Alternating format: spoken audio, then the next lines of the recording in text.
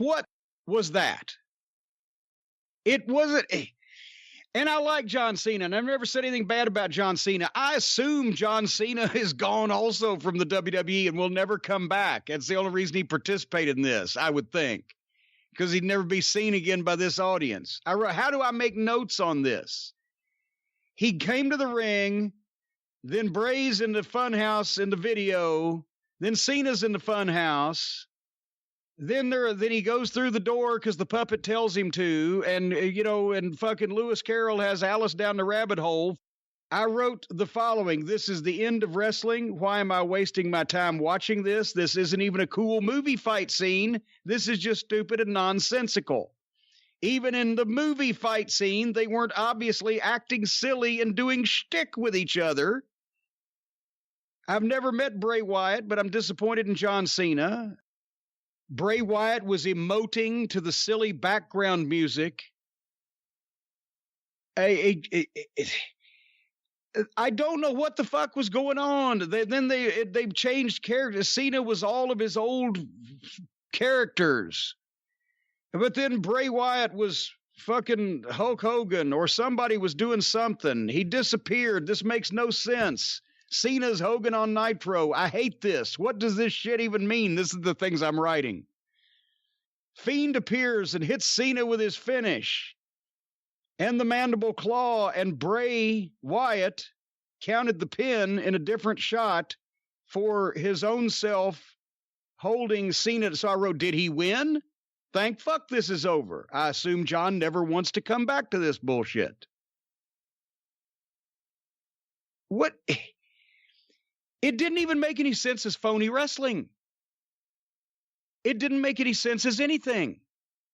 It was making fun of the wrestling business, having them obviously work together to not just do what Taker and AJ did, which was have a reasonably realistic looking movie fight, but to have silliness and stupidity and act in it and be a part of it. And it didn't even, so it accomplished nothing good because it made the business look like fucking, well, I don't even know if this could make the wrestling business look bad, because what the fuck, besides the fact that these guys were portrayed as wrestlers beforehand, there was no wrestling involved here. It's just stupid. But it wasn't good at anything. It wasn't a good movie. It wasn't a good movie fight scene. It wasn't performed well because it didn't make any sense. You couldn't follow it to begin with. What the fuck was this? And then they even have Titus O'Neil. Apparently he's still there. I guess Vince got mad at him, but then we'll never fire him. Just say, I don't know what I just saw. Duh, you think? Understatement of the year. Who could have thought that this was something that you should do in front of people?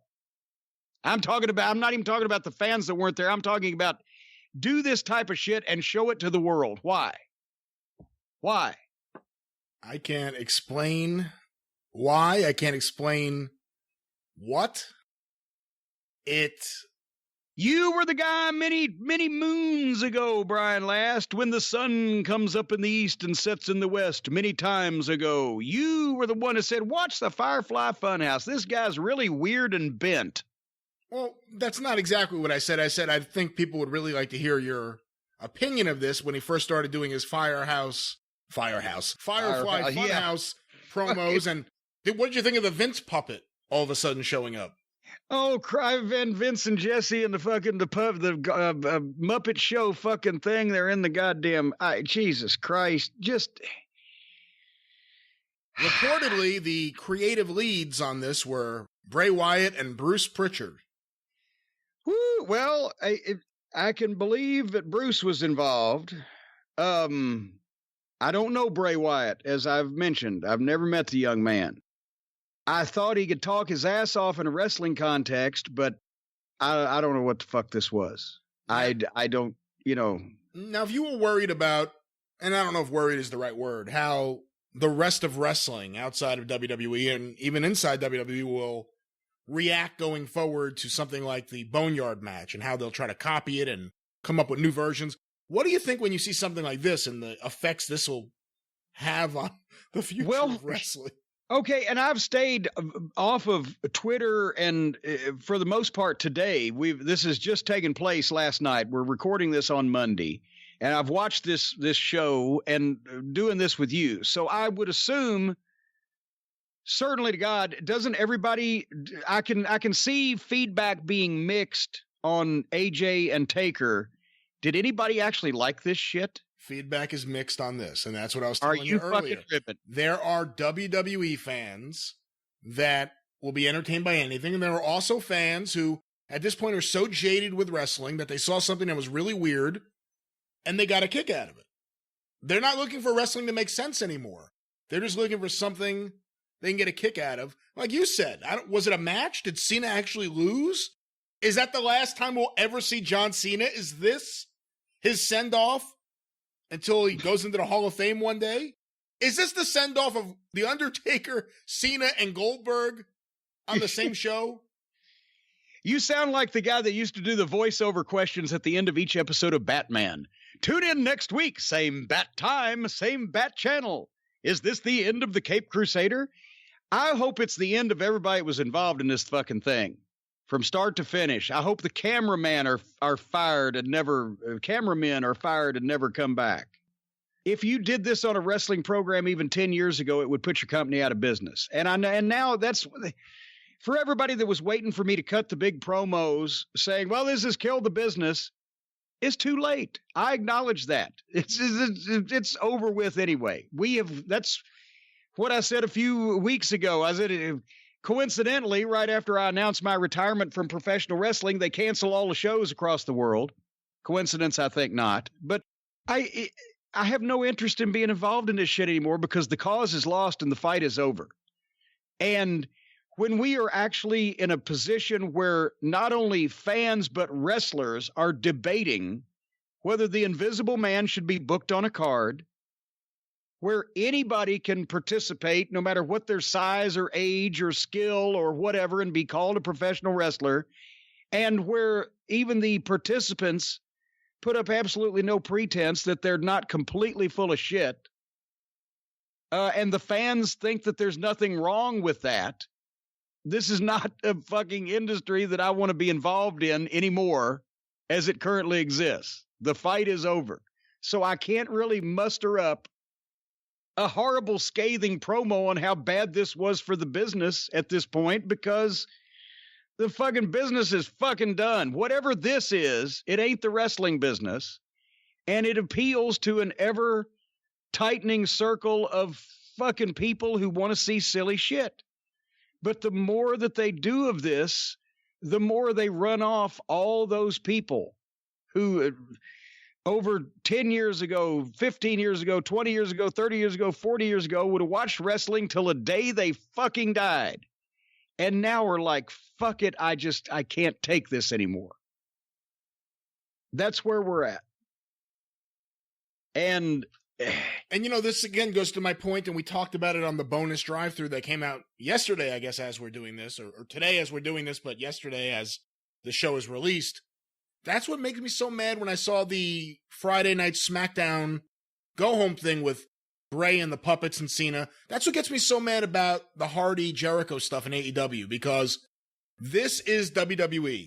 This is the road they're going down. So many of the idiots on the independents will copy them in terms of, hey, we can do stupid, wacky shit because that's what wrestling's supposed to be, because that's the way it's been since we were born. But AEW has a chance to go the other direction and present a different kind of product. And I don't think they would lose viewers or lose their fan base if they presented, even if you take the guys like the Bucks and Omega. But here's the fly in that ointment, Mr. Last. The only person in a decision-making capacity, the only person in a power capacity, the only person in a capacity can tell people what to do and or pick talent that knows how to do that is Cody Rhodes. You give Cody way too much credit. But he knows how to do it. He signed Marco Stunt. Listen to me. Are we sure he did? But anyway, the point is he knows how to do it. He may not do it all the time, but I didn't say he was the best in the world at it. I said he's the only one that knows how to do it of that whole group.